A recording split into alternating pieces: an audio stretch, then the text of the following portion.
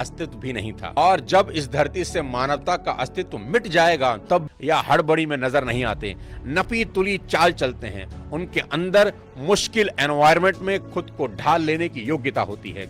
हमें भी ये याद रखना चाहिए कि जिंदगी 100 मीटर की दौड़ नहीं बल्कि मीलों लंबी मैराथन है।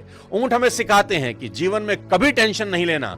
अगर लोग आपसे आगे निकल जाएं तो भी नहीं, अभी काफी दौड़ बची है। और अगर आप ऊंट की तरह धीरे धीरे ही सही पर लगातार चलते रहें तो सबसे आगे निकल सकते हैं। साथियों, जीवन छोटा दिखता है लेकिन काफी लंबा होता है, इसलिए प्लानिंग हमेशा लॉन्ग टर्म के हिसाब से ही करें।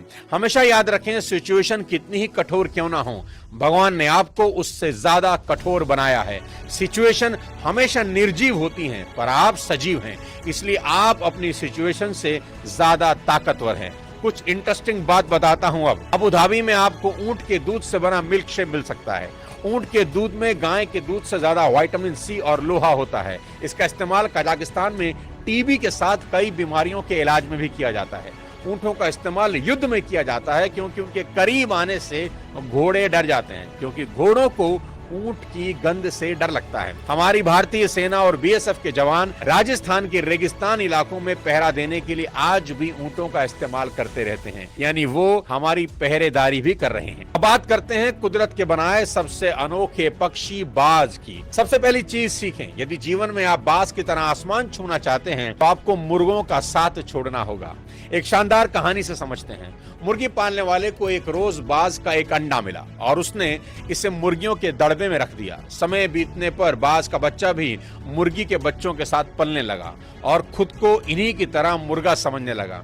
मुर्गे केवल कुछ ही दूर तक उड़ पाते हैं, इसलिए उस बाज ने भी कुछ ही दूर तक उड़ना सीख लिया। एक दिन उस बाज ने आसमान में एक बड़े पक्षी को उड़ता हुआ देखा। बड़ा इंप्रेस हुआ। उसने आसपास की मुर्गियों से पूछा, वह कौन है? तो मुर्गियों ने जवाब दिया, वह बाज है, पक्षियों का राजा है, आसमान में रहता है, हम तो जमीन पर रहते हैं क्योंकि हम तो बस मुर्गे हैं। उनकी बात सुनकर वह बाज पूरी जिंदगी मुर्गे की तरह जिया और मुर्गे की तरह ही मर गया, क्योंकि जीवन भर वह खुद को मुर्गा ही समझता रहा। साथियों, ये कहानी बहुत ऑर्डिनरी है लेकिन इसमें गहरी सीख है। अधिकतर लोग बेहद ऑर्डिनरी जीवन जीते हैं और मर जाते हैं। उन्हें एहसास ही नहीं होता कि उनके अंदर बाज के बच्चे की ही तरह कई योग्यताएं छिपी हैं जिनको वो कभी इस्तेमाल ही नहीं करते। किसी ने खूब कहा है कि कब्रिस्तान संसार की सबसे अमीर जगह है क्योंकि यहाँ आपको सभी आशाएं और सपने मिलेंगे जो कभी पूरे ही नहीं हुए। वो पुस्तकें मिलेंगी जो कभी लिखी ही नहीं गई। वो गीत मिलेंगे जो कभी गुनगुनाए ही नहीं गए। वो एक्सपेरिमेंट जो कभी किए ही नहीं गए। और ये सब इसलिए हुआ क्योंकि वो शख्स पहला कदम उठाने से पहले ही डर गया। दोस्तों, जब हम बाज की तरह आसमान छू सकते हैं तो मुर्गे की तरह क्यों उड़ें? बाज हमें सिखाता है कि हमेशा विजेताओं के साथ रहें। 10,000 फीट की ऊंचाई पर आपको कोई दूसरा पक्षी कभी नहीं मिलेगा। अगर कोई दूसरा पक्षी होगा तो वो बाज ही होगा। बाज कबूतरों से दोस्ती कभी नहीं करते। वे छोटे पक्षियों के साथ नहीं उड़ते क्योंकि उनको कबूतर